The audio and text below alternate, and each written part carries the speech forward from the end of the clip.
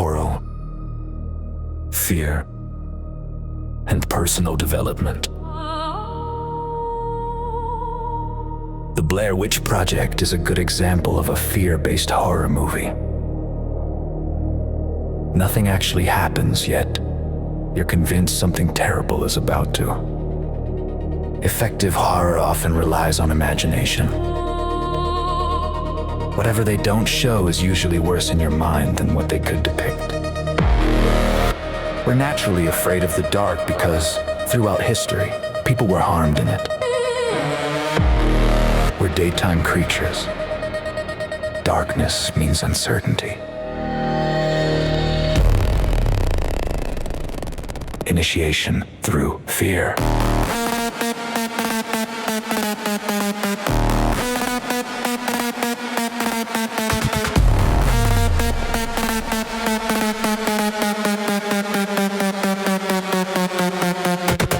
Traditional initiation might involve taking a 13-year-old into a pitch-black cave.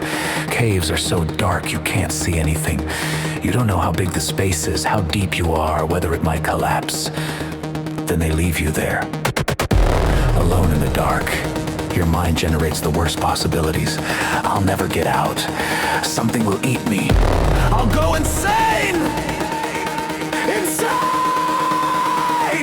What you're really confronting are the demons of your own imagination. If you can endure that, you mature.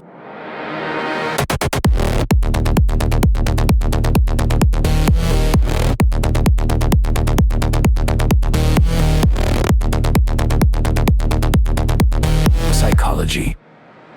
Parallel.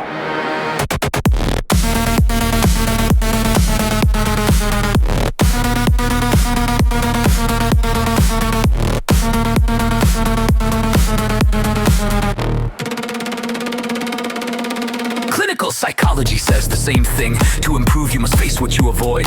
Fear, disgust, anxiety, voluntarily letting it shape you. It's not follow your bliss, it's choosing to confront life's horrors so they don't control you.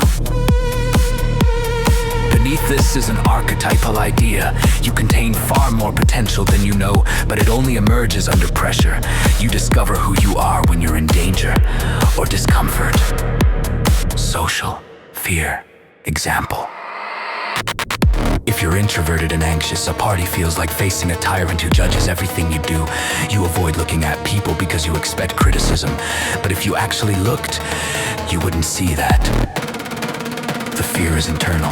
Still, going exposes you to new information and skills. Even if nothing improves externally, you learn you can tolerate fear. That's more realistic than hoping never to feel it. Mastering fear. What's better? Not being afraid, or knowing you can handle fear. Not being afraid, that's not realistic. The achievable goal is mastery, becoming someone who can withstand fear without collapsing. Latent potential.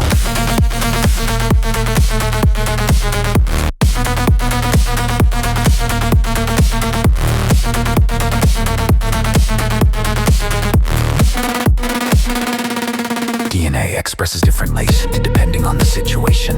Put yourself in challenging environments and dormant genetic potentials activate. Push in many directions and you'll awaken parts of yourself that otherwise stay unused. You don't know what you could become until you're tested. How to live. Pursue a goal, you need one, but don't cling too tightly because you might be wrong. While pursuing it, you'll face obstacles that frighten or disgust you. Maybe you think, I don't want to become that kind of person, or I can't do that, but bro, don't avoid something just because it produces negative emotion.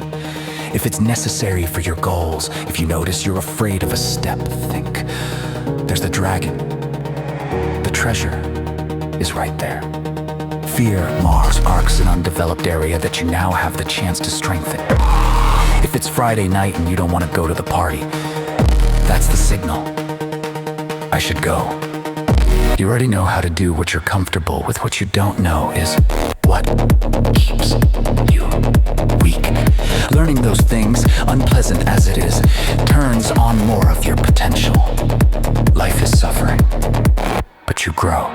Life doesn't get safer as you grow. You get stronger, confidence replaces fragility. maybe you don't really want safety. You want engagement, adventure, something meaningful. Total security is like death. Nothing happens, no danger, no growth. To live is to contend with the world. You want to be as capable as possible. This theme runs through all classical and clinical psychology because it's the fundamental story of humanity.